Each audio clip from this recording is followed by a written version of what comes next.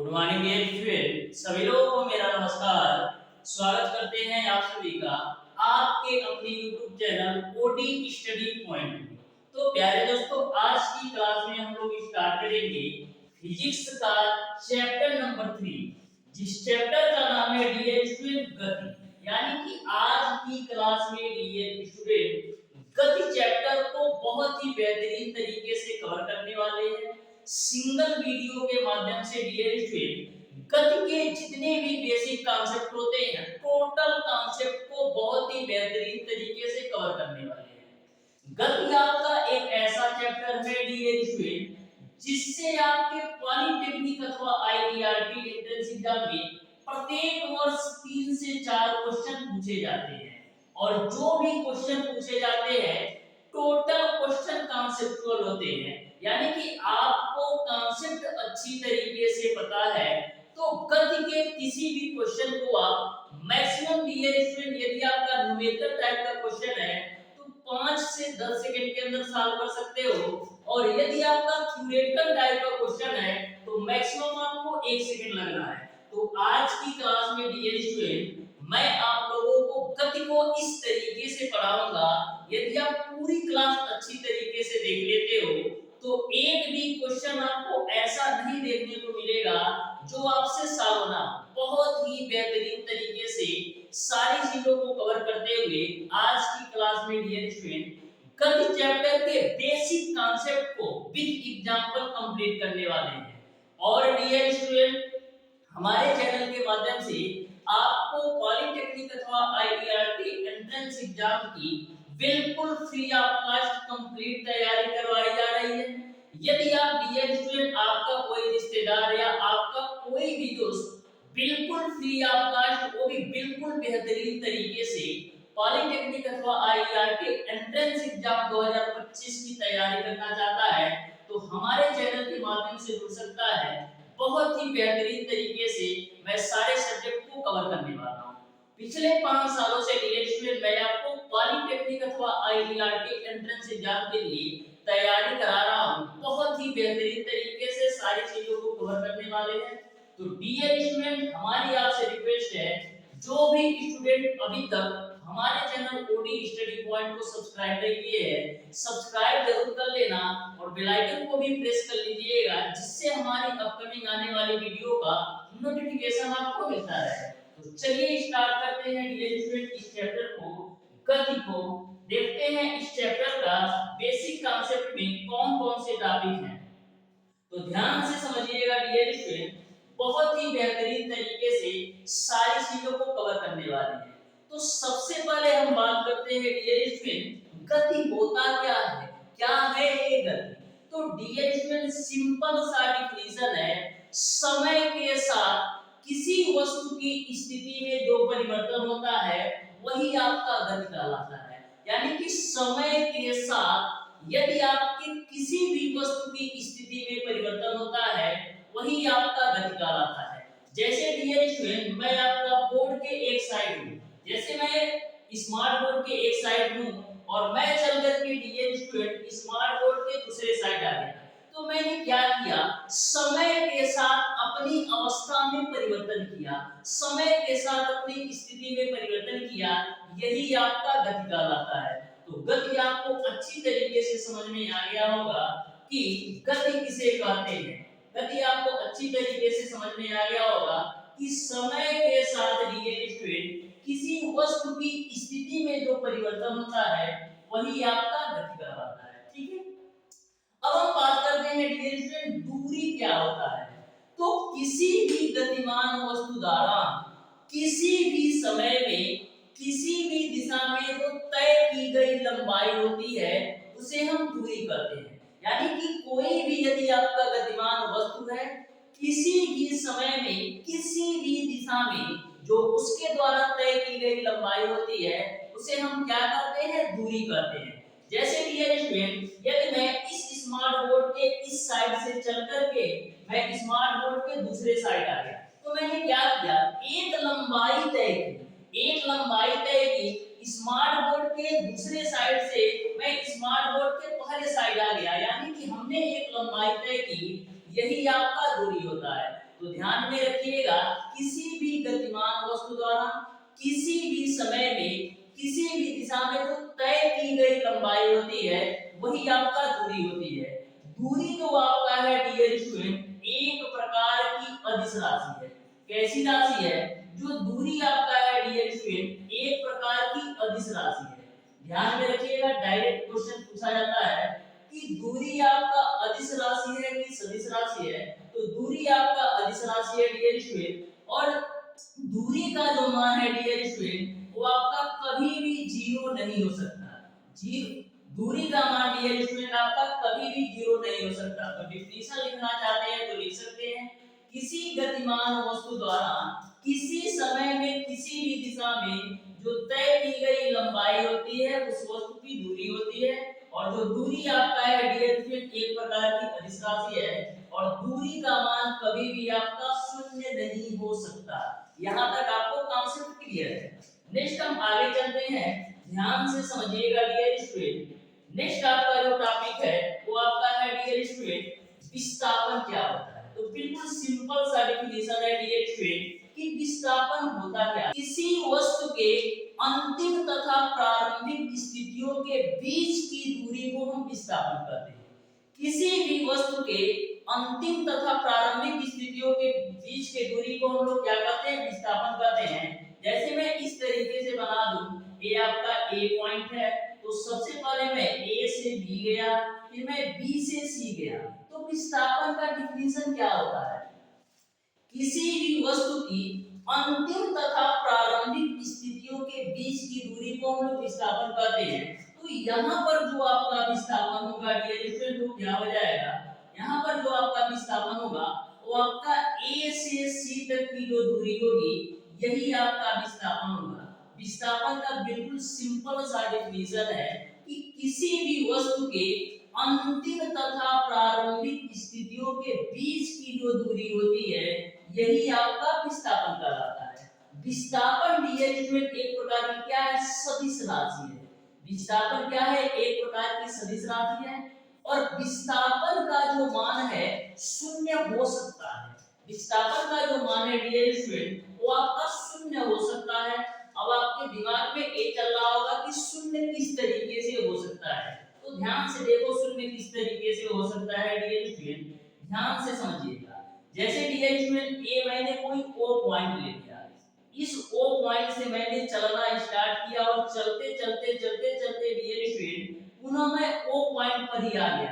यानी कि वस्तु की जो प्रारंभिक स्थिति है और अंतिम स्थिति है दोनों समान है, यानी कि उसने कोई दूरी नहीं तय की। तो ऐसे कंडीशन में आपका जो विस्थापन होगा वो आपका जीरो होगा, क्योंकि विस्थापन का जो डिफिनेशन है कि वस्तु की अंतिम स्थिति और प्रारंभिक स्थिति के बीच की दूरी को विस्थापन कहते हैं। और यहाँ पर आप देख रहे हैं कि जो वस्तु की अंतिम स्थिति और प्रारंभिक स्थिति दोनों ही सेम है, वस्तु की अंतिम स्थिति और प्रारंभिक स्थिति दोनों ही सेम है, तो ऐसे कंडीशन में जो विस्थापन का मान होगा वो आपका शून्य होगा। तो ध्यान में रखिएगा, विस्थापन का मान शून्य हो सकता है और विस्थापन एक प्रकार की सदिश राशि है। ठीक है, नेक्स्ट हम बात करते हैं डियर स्टूडेंट, चाल क्या होता है, स्पीड क्या होता है। तो किसी वस्तु द्वारा एकांक समय में तय की गई जो दूरी होती है वो आपकी चाल होती है। किसी वस्तु द्वारा डियर स्टूडेंट एकांक समय में जो तय की गई दूरी होती है वही आपका चाल होता है। यानी कि कोई भी वस्तु यदि आपका एकांक समय में जो दूरी तय करता है उसे हम चाल कहते हैं। क्यों? क्योंकि चाल बराबर आपका क्या होता है डियर स्टूडेंट, दूरी बटे का आपका समय होता है। चाल बराबर आपका क्या होता है, दूरी बटे का समय।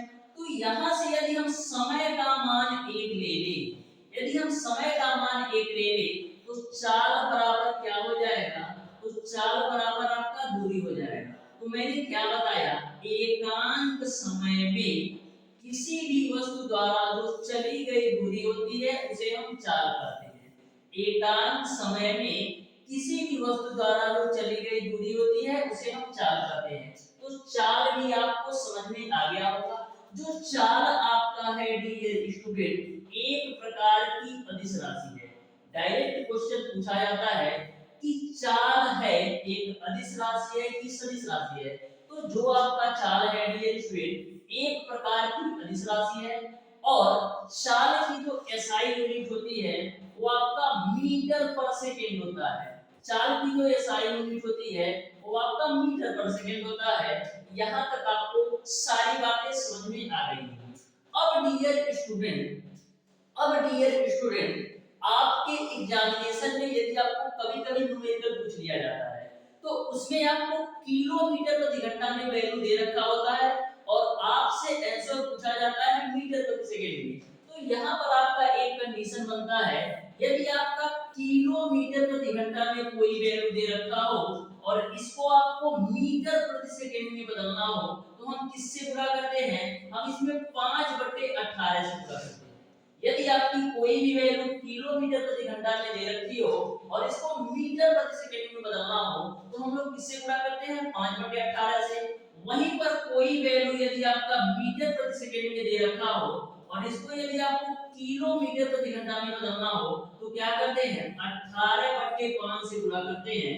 तो दोनों ही कॉन्सेप्ट बहुत ही महत्वपूर्ण है, ध्यान में रखिएगा। मैक्सिमम टाइम ऐसे केस में क्वेश्चन पूछा गया है कि किलोमीटर प्रति घंटा को मीटर प्रति सेकंड में बदलने के लिए हम 5/18 से गुणा और मीटर प्रति सेकंड को किलोमीटर प्रति घंटा में बदलने के लिए 18/5 से गुणा करते हैं। जैसे हम एक एग्जांपल ले लेते हैं कि 90 किलोमीटर प्रति घंटा को आप मीटर प्रति सेकंड में बदलो तो क्या करेंगे?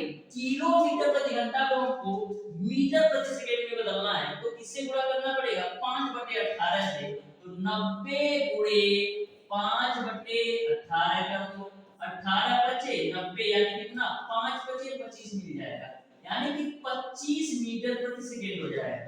तो इस तरीके से चाल का कॉन्सेप्ट आपको अच्छी तरीके से समझ में आ गया होगा, ठीक है। चलो बढ़ते हैं नेक्स्ट कॉन्सेप्ट पर। ध्यान से समझना, प्रत्येक कॉन्सेप्ट को बहुत ही बेहतरीन तरीके से क्लियर करने वाले हैं। नेक्स्ट आपका जो कॉन्सेप्ट है वो आपका है वेग। वेग होता क्या है? ध्यान से समझना, वेग होता क्या है? ध्यान से समझिएगा डियर स्टूडेंट, वेग होता क्या है? तो किसी वस्तु द्वारा एकांक समय में जो तय किया गया विस्थापन होता है उसे हम वेग कहते हैं। किसी वस्तु द्वारा डियर स्टूडेंट एकांक समय में जो तय किया गया विस्थापन होता है उसे हम वेग कहते हैं। वेग और चाल में अंतर को आप ध्यान में रखिएगा। वेग जो आपका होता है उसका जो फार्मूला होता है वो आपका होता है विस्थापन बट्टे का समय। वेग का जो फार्मूला होता है वो आपका होता है विस्थापन बट्टे का समय, यानी कि किसी भी वस्तु द्वारा एकांक समय में जो तय किया गया विस्थापन होता है उसे हम वेग कहते हैं। किसी भी वस्तु द्वारा एकांक समय में जो तय किया गया विस्थापन होता है उसे हम वेग कहते हैं। लेकिन जो चाल का डेफिनेशन है वो आपका क्या है? चाल बराबर होता है आपका दूरी बट्टे समय, यानी कि किसी भी वस्तु द्वारा एकांक समय में जो तय की गई दूरी होती है उसे हम चाल कहते हैं। तो दोनों में बच्चे बहुत कंफ्यूज होते हैं, लेकिन आपको कंफ्यूज नहीं होना है क्योंकि चाल बराबर होता है दूरी बट्टे समय। तो एकांक समय में जो तय की गई दूरी होती है उसे हम चाल कहते हैं और वेग बराबर होता है विस्थापन बट्टे समय, यानी एकांक समय में जो तय किया गया विस्थापन होता है उसे हम वेग कहते हैं। क्लियर? यहाँ तक आपको सारी बातें क्लियर है। अब डियर स्टूडेंट वेग जो आपका है एक प्रकार की सदिश राशि है। वेग जो आपका है एक प्रकार की सदिश राशि है और वेग का भी मात्रक मीटर पर सेकंड होता है। लेकिन मैंने आपको बताया था कि जो चाल है एक प्रकार की अदिश राशि है। तो दोनों में अंतर को एकदम क्रिस्टल क्लियर रखना कि जो आपका चाल है एक प्रकार की अदिश राशि है और जो आपका वेग है एक प्रकार की सदिश राशि है। चाल बराबर होता है दूरी बट्टे समय और वेग बराबर होता है विस्थापन बट्टे समय। यहाँ तक सबको क्लियर समझ में आ गया होगा। नेक्स्ट हम बात करते हैं डियर स्टूडेंट, औसत चाल क्या होता है, एवरेज स्पीड क्या होता है। तो किसी गतिमान वस्तु द्वारा एकांक समय में जो तय की गई कुल दूरी होती है उसे हम क्या कहते हैं? औसत चाल कहते हैं। किसी वस्तु द्वारा एकांक समय में जो तय की गई कुल दूरी होती है उसे हम औसत चाल कहते हैं। तो यहाँ से आप औसत चाल का फार्मूला भी लिख लो। औसत चाल बराबर क्या होता है? कुल दूरी। औसत चाल बराबर आपका होता है कुल दूरी बटे का कुल समय। ये आपका औसत चाल का फार्मूला है। यानी कि यदि औसत चाल की बात आएगी तो कुल दूरी आएगा और कुल समय आएगा, और चाल की बात करेगी तो केवल दूरी और समय आएगा। ठीक है, तो औसत चाल बराबर क्या होता है? कुल दूरी बटा कुल समय। यानी कि एकांक समय में तय की गई कुल दूरी को हम औसत चाल कहते हैं।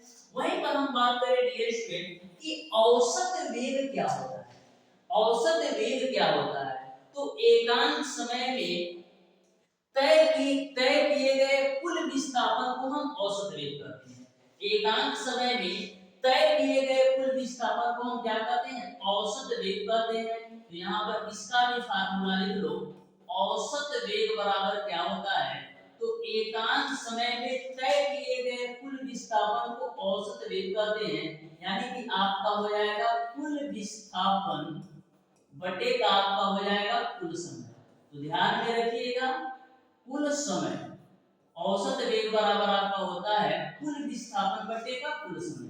तो दोनों कॉन्सेप्ट आपको क्लियर समझ में आ गया होगा, औसत वेग और औसत चाल का। ठीक है, यहां तक क्लियर है। अब डियर स्टूडेंट हम आगे बढ़ते हैं। ध्यान से समझना और बहुत ही बेहतरीन तरीके से समझना। तो ध्यान से समझो डियर स्टूडेंट नेक्स्ट कॉन्सेप्ट को। नेक्स्ट कॉन्सेप्ट जो आपका है वो आपका है त्वरण। तो सबसे पहला बात ये आता है कि त्वरण होता क्या है? त्वरण होता क्या है? तो सिंपल सा डेफिनेशन है डियर स्टूडेंट कि वेग परिवर्तन की दर को हम त्वरण कहते हैं। सिंपल सा त्वरण होता क्या है? तो वेग परिवर्तन की दर को हम त्वरण कहते हैं। तो हम क्या लिख सकते हैं? त्वरण बराबर हम लिख सकते हैं, त्वरण बराबर हम लिख सकते हैं वेग परिवर्तन। त्वरण बराबर हम लिख सकते हैं डियर स्टूडेंट वेग परिवर्तन बटे वेग परिवर्तन में लगा समय बटे आपका होता है वेग परिवर्तन में लगा समय। वेग परिवर्तन में लगा समय। तो त्वरण का डेफिनेशन भी ध्यान में रखिएगा कि वेग परिवर्तन की दर को हम त्वरण कहते हैं, और त्वरण बराबर आपका क्या होता है? वेग परिवर्तन बटे वेग परिवर्तन में लगा समय। जो आपका त्वरण है डियर स्टूडेंट एक प्रकार की कैसी राशि है? त्वरण आपका डियर स्टूडेंट एक प्रकार की सदिश राशि है। कैसी राशि है? त्वरण आपका डियर स्टूडेंट एक प्रकार की सदिश राशि है। और त्वरण का जो मात्रक होता है वो क्या होता है? त्वरण का मात्रक होता है मीटर पर सेकेंड स्क्वायर। तो तीनों बातें ध्यान में रखना है। त्वरण बराबर वेग परिवर्तन बटे वेग परिवर्तन में लगा समय। त्वरण आपका एक प्रकार की सदिश राशि है, और त्वरण का जो मात्रक होता है वो आपका मीटर पर सेकेंड स्क्वायर होता है। इस बात को दिमाग में अच्छी तरीके से बैठा लेना। डायरेक्ट क्वेश्चन पूछा जाता है कि त्वरण का मात्रक है तो मीटर पर सेकेंड स्क्वायर, त्वरण कैसी राशि है? तो सदिश राशि है। अब आ जाओ पॉइंट पर ध्यान से समझना। जब किसी वस्तु के वेग में समान समयांतराल में समान परिवर्तन हो तो उसे हम एक समान त्वरण कहते हैं। क्या मैंने बोला? तो यहां से आप इस पॉइंट को अच्छी तरीके से नोट कर लेना। किसी वस्तु के वेग में बराबर समयांतराल में यदि आपका बराबर परिवर्तन होता है तो उसे हम एक समान त्वरण कहते हैं। यानी कि जैसे जैसे आपका वेग परिवर्तन होता है उसी अनुसार आपका समय भी परिवर्तन हो जाता है। तो इस पॉइंट को अच्छी तरीके से नोट कर लेना। किसी वस्तु के वेग में बराबर समयांतराल में बराबर परिवर्तन हो रहा हो तो उसे हम एक समान त्वरण कहते हैं। किसी भी वस्तु के वेग में जैसे जैसे आपका वेग बढ़ता है वैसे वैसे यदि आपका टाइम भी बढ़ता है तो वहां पर आपका एक समान त्वरण होता है। नेक्स्ट आपका है डियर स्टूडेंट, यदि आपके किसी भी वस्तु का वेग समय के साथ बढ़ रहा हो तो वहां पर आपका धनात्मक त्वरण होता है। यदि किसी भी वस्तु का वेग जो है समय के साथ बढ़ रहा हो तो वहां पर आपका धनात्मक त्वरण होता है। और यदि किसी भी वस्तु के वेग समय के साथ घट रहा हो तो वहां पर आपको ऋणात्मक त्वरण होता है। तो ध्यान में रखिएगा, यदि किसी वस्तु का वेग समय के साथ बढ़ रहा हो तो वहां पर आपका धनात्मक त्वरण होता है। यदि किसी वस्तु का वेग समय के साथ बढ़ रहा है तो वहां पर आपका धनात्मक त्वरण होता है, और यदि किसी वस्तु का वेग समय के साथ घट रहा हो तो वहां पर आपका क्या होता है, ऋणात्मक त्वरण होता है। दोनों बातें दिमाग में सेट कर लेना। यदि वस्तु का वेग समय के साथ बढ़ रहा है तो धनात्मक त्वरण, यदि वस्तु का वेग समय के साथ घट रहा है तो वहां पर आपका ऋणात्मक त्वरण होता है। ऋणात्मक त्वरण को हम मंदन भी कहते हैं। क्या? मंदन भी कहते हैं ऋणात्मक त्वरण को। तो यहां से आपको त्वरण का कांसेप्ट अच्छी तरीके से समझ में आ गया होगा। नेक्स्ट हम आगे चलते हैं डियर स्टूडेंट, ध्यान से समझना। नेक्स्ट हम आगे चलते हैं डियर स्टूडेंट, ध्यान से समझना। तो नेक्स्ट आपका जो कॉन्सेप्ट है वो आपका है गति के समीकरण, यानी कि इक्वेशन ऑफ मोशन। तो बेसिकली गति के आपके तीन समीकरण होते हैं, जिसमें आपका डियर स्टूडेंट जो आपका पहला समीकरण है वो आपका है v बराबर u प्लस का ad। घबराना मत, मैं सारी चीजें बताऊंगा कि v क्या है, u क्या है, a क्या है। और जो गति का दूसरा समीकरण होता है वो आपका होता है डियर स्टूडेंट s बराबर ut plus half ad square. ये आपका गति का दूसरा समीकरण है। गति का जो तीसरा समीकरण है वो आपका है v स्क्वायर बराबर u स्क्वायर प्लस का 2as। और एक कंडीशन और बनता है कि टीवें सेकंड में चली गई दूरी। तो टीवें सेकंड में जो चली गई दूरी होती है वो आपका u प्लस का हाफ a 2t माइनस का 1 होता है। यह फार्मूला को अप्लाई करना है जब टीवें सेकंड में चली गई दूरी पूछे।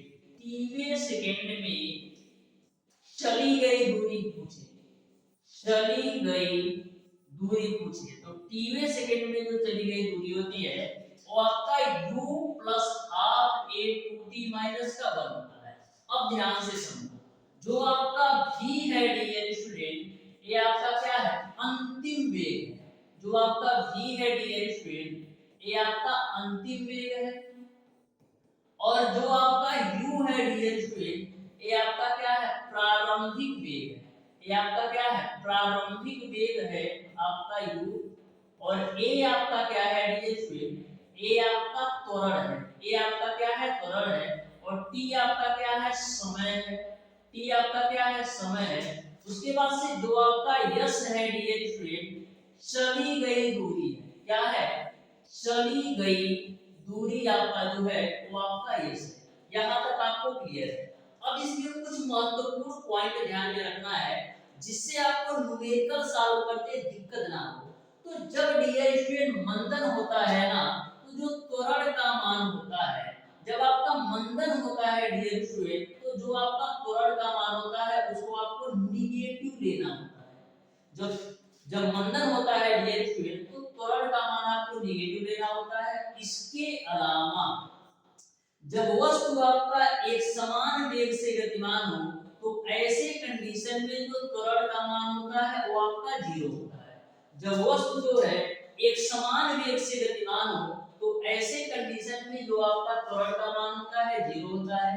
तीसरा कंडीशन ए है डियर स्टूडेंट, यदि आपकी वस्तु विरामावस्था से चलना प्रारंभ करती है, यदि आपकी वस्तु विरामावस्था से चलना प्रारंभ करती है तो ऐसे कंडीशन में प्रारंभिक वेग 0 होता है। और वस्तु जो है यदि अंत में जाकर के रुक जाती है तो अंतिम वेग होता है वो आपका 0 होता है। तो चारों पॉइंट को अच्छी तरीके से दिमाग में बैठा लेना। डायरेक्ट यदि आपको यह सारी चीजें पता होंगी तभी आप न्यूमेरिकल को अच्छी तरीके से सॉल्व कर सकते हो। तो ध्यान में रखिएगा, यदि मंदन है तो त्वरण का मान आपका निगेटिव होगा, और यदि आपका वस्तु एक समान वेग से गतिमान है तो त्वरण का मान 0 होगा। और यदि आपका वस्तु विरामावस्था से चलना प्रारंभ करेगी तो प्रारंभिक वेग 0 होगा और अंत में रुक जाएगी तो अंतिम वेग 0 होगा। यहाँ तक आपको सारी बातें क्लियर है, यहाँ पर लिखा भी गया है, अच्छी तरीके से सारी चीजें आप नोट कर लेना, ठीक है। अब हम बढ़ते हैं नेक्स्ट कॉन्सेप्ट पर। तो ध्यान से समझो, नेक्स्ट कॉन्सेप्ट बहुत ही बेहतरीन तरीके से सारी चीजें मैं आपको बताने वाला हूं, बस आप ध्यान से समझो। नेक्स्ट कॉन्सेप्ट पर चलते हैं डियर स्टूडेंट, ध्यान से समझना। वस्तु के सरल रेखीय गति में गति के समीकरण क्या होते हैं? तो वस्तु के सरल रेखीय गति में गति के दो समीकरण होते हैं और दो कंडीशन होते हैं। पहला आपका ये होता है कि जब त्वरण धनात्मक हो तो गति के समीकरण कैसे मिलते हैं, और जब आपका त्वरण ऋणात्मक हो तो वहां पर गति के समीकरण कैसे होते हैं। तो त्वरण धनात्मक होने का कंडीशन ए है डियर स्टूडेंट कि आपके वेग और त्वरण की दिशा एक दूसरे के अनुदिश होगी।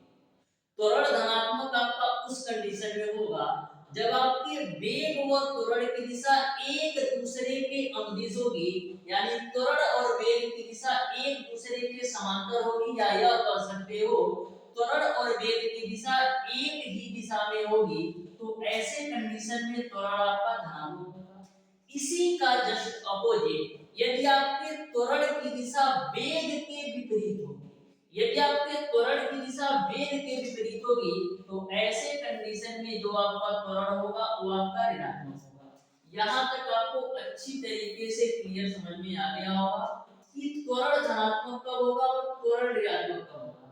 तो धनात्मक उस कंडीशन में होगा जब आपका त्वरण और वेग की दिशा एक दूसरे के अनुदिश होगा। ऋणात्मक तब होगा तब त्वरण और वेग की दिशा एक दूसरे के विपरीत होगा। तो जो पहला फार्मूला आपका गति का निकल कर आता है वो आपका निकल कर आता है v बराबर u प्लस का at, ठीक है। वहीं पर जब त्वरण ऋणात्मक होता है तो ऐसे कंडीशन में जो पहला फार्मूला निकल कर आता है वो आपका v बराबर u माइनस का at। सिंपल सा ऐसे ध्यान में रख सकते हो, सिंपल सा ऐसे ध्यान में रख सकते हो कि जब त्वरण धनात्मक होगा तो a की जो वैल्यू होगा वो आपको पॉजिटिव लेना है, और जब आपका त्वरण ऋणात्मक होगा तो जो a की वैल्यू होगा वो आपको निगेटिव लेना है। इसी कांसेप्ट पर तीनों फार्मूला लिख दो। तो दूसरा जो आपका समीकरण बनता है वो आपका क्या बनता है, s बराबर u माइनस का हाफ at स्क्वायर, क्योंकि यहाँ पर भी त्वरण मैंने धनात्मक कर दिया तो प्लस होगा, ठीक है। और जो तीसरा समीकरण निकल कर आता है वो आपका निकल कर आता है v स्क्वायर बराबर u स्क्वायर प्लस का 2as, क्योंकि यहाँ पर त्वरण आपका धनात्मक है, क्योंकि यहाँ पर आपका त्वरण जो है वो आपका क्या है, धनात्मक है। यहाँ तक आपको क्लियर है। और जब त्वरण ऋणात्मक होगा तो आपको जो त्वरण का मान लेना है नेगेटिव लेना है। तो दूसरा जो समीकरण निकल कर आएगा वो आपका s बराबर ut माइनस का हाफ at स्क्वायर, और जो तीसरा समीकरण निकल कर आएगा वो आपका आएगा v स्क्वायर बराबर u स्क्वायर माइनस का 2as। तो बिल्कुल सिंपल सा कॉन्सेप्ट है। त्वरण धनात्मक के कंडीशन में त्वरण को तुम पॉजिटिव ले लेना, और त्वरण ऋणात्मक के कंडीशन में त्वरण को तुम नेगेटिव ले लेना। बिल्कुल रखने की कोई जरूरत नहीं है, बिल्कुल सिंपल तरीके से ध्यान में रख सकते हो धनात्मक और ऋणात्मक का कंडीशन। नेक्स्ट हम आगे चलते हैं डियर स्टूडेंट, तो ध्यान से समझिएगा नेक्स्ट कॉन्सेप्ट को भी, बहुत ही बेहतरीन तरीके से ये भी कॉन्सेप्ट है। तो नेक्स्ट कॉन्सेप्ट आपका है डियर स्टूडेंट, गुरुत्व के अंतर्गत गति क्या होती है। नेक्स्ट जो आपका कॉन्सेप्ट है डियर स्टूडेंट कि गुरुत्व के अंतर्गत गति क्या होती है। तो आपका कंडीशन वहीं पर अप्लाई होगा, या ऐसे समझ सकते हो कि गुरुत्व के अंतर्गत गति का जो समीकरण है वहीं पर आपको अप्लाई करना है जहां पर आपकी वस्तु पृथ्वी तल से ऊपर गति करती है, यानी कि पृथ्वी तल पर ना गति करके पृथ्वी तल से ऊपर पर यदि आपकी कोई भी वस्तु गति करती है तो ऐसे कंडीशन में गुरुत्व के अंतर्गत गति का जो समीकरण है वहां पर अप्लाई होता है। क्लियर, यहाँ तक आपको सारी बातें समझ में आ गई हो। अब देखो, जब गुरुत्व के अंतर्गत गति आपकी वस्तु करती है तो ऐसे कंडीशन में भी आपके चार फार्मूला निकल कर आते हैं। जो पहला फार्मूला होता है वो आपका होता है v बराबर u प्लस का gt, ठीक है। और जो दूसरा फार्मूला होता है वो आपका निकल कर आता है s बराबर ut plus half gt square. Half GT²। ये आपका यस नहीं एच होता है। क्या होता है? एच होता है। और जो तीसरा फार्मूला निकल कर आता है वो आपका होता है डियर स्टूडेंट V² बराबर U² प्लस का 2GH। ये आपका तीसरा फार्मूला होता है। और जो आपका चौथा फार्मूला होता है वो आपका टीवे सेकंड में जो चली गई दूरी का फार्मूला होता है वो आपका HT बराबर आपका होता है U प्लस का हाफ G 2T माइनस का 1। तो ध्यान से इन चारों फार्मूले को देखोगे तो एक चीज तुम्हारे दिमाग में क्लिक कर रहा होगा। यदि ध्यान से इन चारों फार्मूले को देखोगे तो केवल एक चीज तुम्हारे दिमाग में क्लिक कर रहा होगा कि इसमें तो सर जी कुछ नहीं परिवर्तन हुआ है। जहां पर गति के समीकरण में ए था वहां पर गुरुत्व के समीकरण में आपने जी कर दिया, और जहां पर गति के समीकरण में यश था वहीं पर आपने यश कर दिया। बिल्कुल सही आपने सोचा है, बिल्कुल सही आपने सोचा है। तो ज्यादा कुछ रटने की जरूरत नहीं है। यदि आपको गति के समीकरण पता है तो गुरुत्व के अंतर्गत गति के समीकरण आप निकाल सकते हो।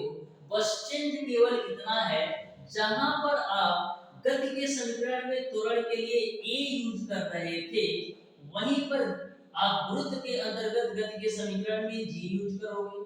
जहां पर गति के समीकरण में दूरी के लिए s यूज कर रहे थे वहां पर गुरुत्व के अंतर्गत गति के समीकरण में h यूज करोगे। यानी a के जगह पर g हो गया है और s के जगह पर आपका h हो गया है। तो बहुत ही बेहतरीन तरीके से गुरुत्व के अंतर्गत गति का समीकरण आपको अच्छी तरीके से समझ में आ गया होगा। ठीक है, यहाँ तक आपको सारी बातें क्लियर समझ में आ गया होगा।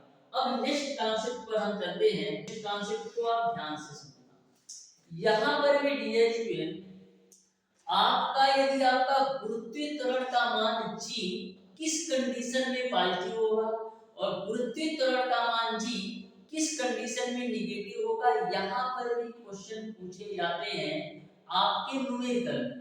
तो जब कभी भी डियर स्टूडेंट यदि आपकी कोई भी वस्तु ऊपर से नीचे की ओर छोड़ी जाती है, यदि आपकी कोई भी वस्तु आपका ऊपर से जो है डियर स्टूडेंट नीचे की तरफ छोड़ी जाती है, इसका कांसेप्ट समझो। दो तीन पॉइंट है।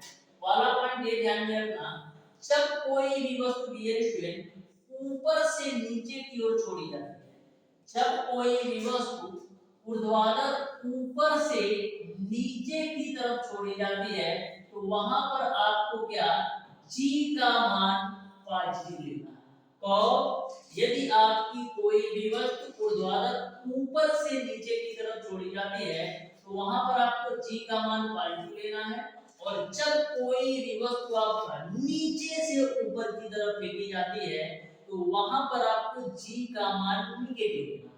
तो जब कभी भी वस्तु आपकी नीचे से ऊपर की तरफ फेंकी जाती है तो ऐसे कंडीशन में जो g का मान लेना है, नीचे से ऊपर के कंडीशन में जो आपका g का मान लेना है वहां पर आपको नेगेटिव लेना है। तो बिल्कुल दिमाग में बैठा लेना, यदि आपकी कोई भी वस्तु ऊर्ध्वाधर ऊपर से नीचे की तरफ छोड़ी जाती है तो वहां पर आपको g का मान पॉजिटिव लेना है, और यदि आपकी कोई भी वस्तु नीचे से ऊपर की तरफ फेंकी जाती है तो वहां पर आपका गुरुत्वीय त्वरण g का मान नेगेटिव लेना है। जो आपका गुरुत्वीय त्वरण g का मान होता है डियर स्टूडेंट वो आपका 9.8 मीटर पर सेकंड स्क्वायर होता है। गुरुत्वीय त्वरण g का जो मान होता है वो आपका 9.8 मीटर पर सेकंड स्क्वायर होता है, और जो आपका गुरुत्वीय त्वरण g है एक प्रकार की सदिश राशि है। तो चारों पॉइंट आपके लिए इंपॉर्टेंट है, अच्छी तरीके से ध्यान में रख लेना कि गुरुत्वीय त्वरण g का मान 9.8 मीटर पर सेकंड स्क्वायर होता है। गुरुत्वीय त्वरण g एक प्रकार की सदिश राशि है, और जब कोई भी वस्तु ऊपर से नीचे की तरफ फेंकी जाती है तो g का मान पॉजिटिव लेना है, और जब नीचे से ऊपर की तरफ फेंकी जाती है तो g का मान नेगेटिव लेना है। सारी बातें क्लियर, ठीक है। अब देखो डियर स्टूडेंट, यदि आपका g का मान पॉजिटिव होगा तो वहां पर आपका गुरुत्व के अंतर्गत गति के समीकरण क्या होंगे, और जब आपका g का मान निगेटिव होगा तो वहां पर आपके गुरुत्व के अंतर्गत गति के समीकरण क्या होंगे। तो g के पॉजिटिव के कंडीशन में गति के समीकरण और g के निगेटिव के कंडीशन में गति के समीकरण को आप ध्यान से समझ। तो यहाँ पर डियर स्टूडेंट ध्यान से समझिएगा, g का मान पॉजिटिव कब होगा और g का मान निगेटिव कब होगा। जब आपका वेग जो है ना गुरुत्वीय त्वरण के अनुदिश होगा, जब आपका वेग जो है गुरुत्वीय त्वरण के अनुदिश होगा तो वहां पर आपको g का मान पॉजिटिव लेना है। जब आपका वेग गुरुत्वीय त्वरण g के विपरीत होगा तो वहां पर आपको g का मान निगेटिव लेना है। तो दोनों कॉन्सेप्ट ध्यान में रखिएगा। जब आपका वेग g के अनुदिश होगा तो वहां पर आपको गुरुत्वीय त्वरण g का मान पॉजिटिव लेना है, और जब आपका वेग गुरुत्वीय त्वरण g के विपरीत होगा तो ऐसे कंडीशन में जो g का मान लेना है निगेटिव लेना है। तो अच्छी तरीके से कॉपी में नोट कर लेना, जब वेग गुरुत्वीय त्वरण के अनुदिश हो तो g का मान आपको पॉजिटिव लेना है, जब वेग गुरुत्वीय त्वरण g के विपरीत हो तो वहां पर आपको g का मान निगेटिव लेना है। तो जो पहला फार्मूला निकल कर आता है वो आपका निकल कर आता है v बराबर u प्लस का gt, और दूसरा फार्मूला जो निकल कर आता है वो आपका निकल कर आता है h बराबर, ध्यान में रखिएगा गुरुत्वीय त्वरण के अधीन h बराबर आपका होता है ut प्लस का हाफ gt स्क्वायर, और जो तीसरा फार्मूला होता है वो आपका क्या होता है, वो आपका होता है डियर स्टूडेंट v स्क्वायर बराबर u स्क्वायर प्लस का 2gh। तो अच्छी तरीके से ध्यान में रखना, और जब g का मान निगेटिव होगा तो करना कुछ नहीं है, जहां जहां प्लस है वहां माइनस कर दो। तो v बराबर आपका हो जाएगा u माइनस का gh, और दूसरा आपका हो जाएगा s बराबर u माइनस ut माइनस का gt स्क्वायर, ठीक है। और जो तीसरा फार्मूला होगा वो आपका v स्क्वायर बराबर u स्क्वायर माइनस का 2gh। तो दोनों कॉन्सेप्ट आप ध्यान में रखिएगा, प्लस यदि g है तो b3 के प्लस हो जाएगा, यानी कि g का मान पॉजिटिव है तो पॉजिटिव ले लेना, और g का मान नेगेटिव है तो सारे जगह आपका जहां जहां प्लस है वहां माइनस हो जाएगा। तो अच्छी तरीके से सारे कॉन्सेप्ट आपको समझ में आ गया होगा। तो डियर स्टूडेंट आज की क्लास में मैंने आपको बताया है गति के जितने भी बेसिक कॉन्सेप्ट हो सकते हैं, जैसे चाल, दूरी, विस्थापन, औसत वेग, औसत चाल और गति के समीकरण और गुरुत्व के अंतर्गत गति के समीकरण, सारे कॉन्सेप्ट को डियर स्टूडेंट मैंने बहुत ही बेहतरीन तरीके से कवर करने का प्रयास किया है। फिर भी यदि आपको कहीं से भी किसी भी प्रकार से किसी भी कॉन्सेप्ट में कोई भी डाउट और कोई भी कंफ्यूजन हो तो आप हमें कमेंट बॉक्स में कमेंट करके पूछ सकते हैं। मिलते हैं डियर स्टूडेंट नेक्स्ट क्लास में, तब तक के लिए धन्यवाद।